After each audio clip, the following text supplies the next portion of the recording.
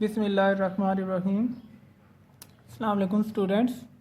This is our fifth lecture, Cytoplasm, chapter number 4, the cell. I have divided this topic into three major headings: definition, some important terminologies, its differences between the terminologies, composition and functions of the cytoplasm. So let's get started. First we will see its definition. Inner to the cell membrane, total content except nucleus is known as cytoplasm.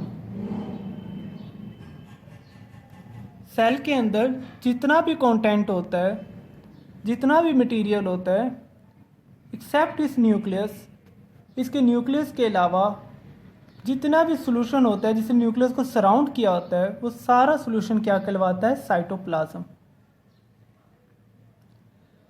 फिर दो terminologies हैं, protoplasm and cytoplasm, जो कि majorly confusion काज करते हैं student के ज़हन में. Total living content, total material, total living content,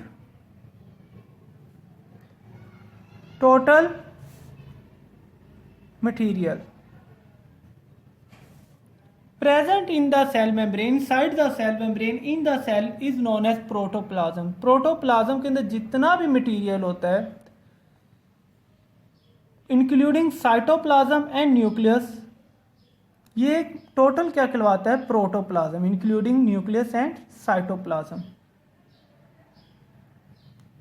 उसके अलावा द लिविंग कंटेंट एक्सेप्ट या without nucleus present in the cell is known as cytoplasm.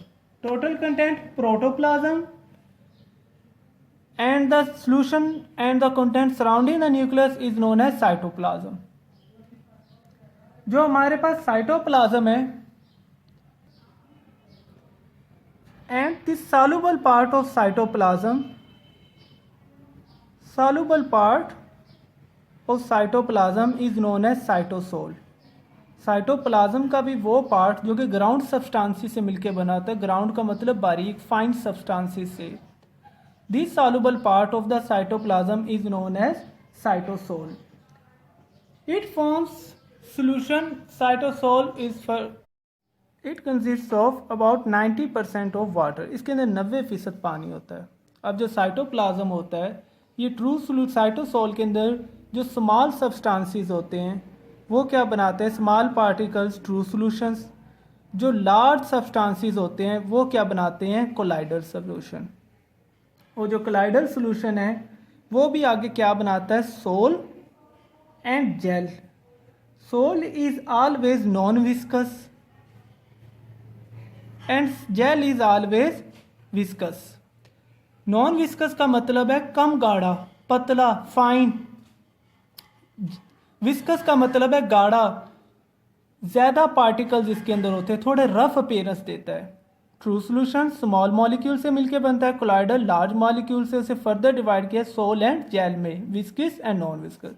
जो पेरिफेरल पार्ट है, बाउंड्री वाला पार्ट, उसके अंदर कौन से वाला अमूमन सॉल्यूशन होता है? जेल वाला.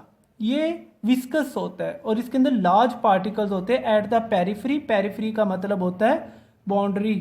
किसी भी चीज़ की बाउंड्री को हम क्या कहते हैं? पेरिफेरी. पेरिफेरी ऑफ सेल्स के अंदर कौन सा सोल्यूशन होता है? जेल वाला. विस्कस यानी कि ज़्यादा गाढ़ा होता है, इसके अंदर लार्ज पार्टिकल्स होते हैं. जो दरमियान में सोल्यूशन होता है साइटोप्लाज्म के, वो क्या होता है? ट्रू सोल्यूशन होता है, फाइन पार्टिकल से मिलकर बना होता है.